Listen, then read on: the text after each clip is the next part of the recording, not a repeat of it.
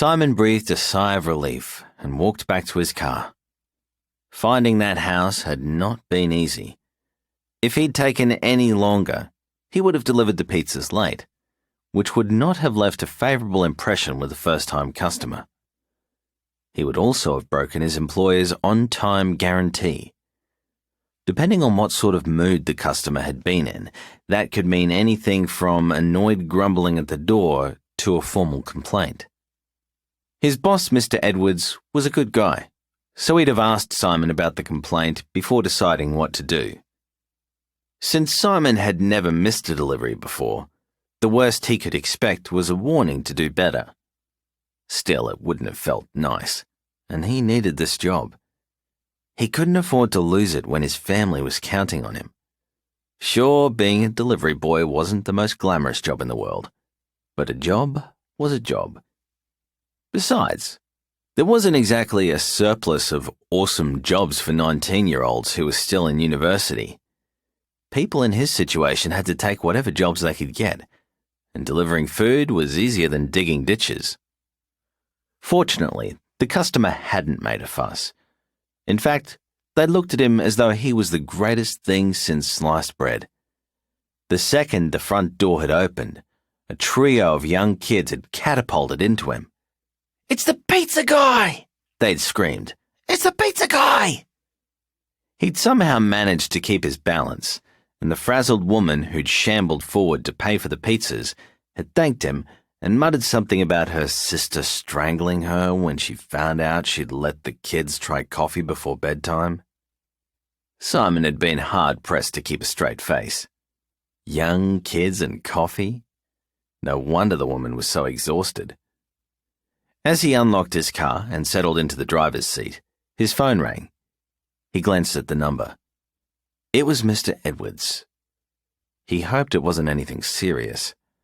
The restaurant was about to close for the night, so he doubted it was another delivery. They usually stopped taking delivery orders well before closing, so those pizzas should have been the last delivery of the night. Maybe he wanted Simon to stay back and help him close up. Simon didn't mind, and Mr. Edwards was a fair man. He paid him overtime, and there were usually leftovers to bring home too. The restaurant served a bit of everything Italian, but it was best known for its pizzas and pastas. The pizza was amazing fresh, but Simon knew from experience that it was still pretty damn delicious after getting zapped in the microwave. He answered the phone and swallowed a laugh as he glanced back at the house. The kids had cobbled together a "come back soon" sign and were busy waving it from one of the windows. Behind them, the woman was doing her best to not die of complete embarrassment. Simon waved back at the kids and then turned his attention to his phone. "Hi, Mr. Edwards. Is something going on?" "Only the usual, Simon. We're about done for the night." Mr. Edwards was probably smiling. It was there in the tone of his voice, and Simon had rarely seen the man with at least a small smile on his lips. On most people, it would have been creepy, but Mr. Edwards came across as a genuinely optimistic, happy-go-lucky guy. Simon could easily imagine him sipping wine in an Italian villa while telling visitors all about the beauty of the countryside and the history of the area. Cheerful people could be the scariest when they got angry, but he'd never seen Mr. Edwards lose his temper. "Can you head back and help me close up for the night? It would be great if you could grab some coffee, too. Make it a long black if you can."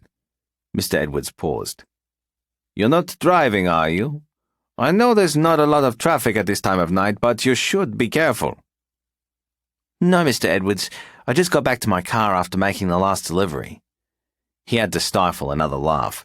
One of the kids was trying to climb out of the window, but the woman was having none of it. She grabbed him by the ankles and yanked him back in.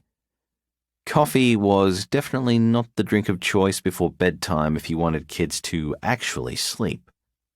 "I know I'm not supposed to be on the phone while I'm driving." He wasn't going to risk losing his job when he could always answer his phone later. "You're a good kid, Simon. You can grab the coffee from the petrol station on your way back. The one around the corner as you turn off the highway should still be open."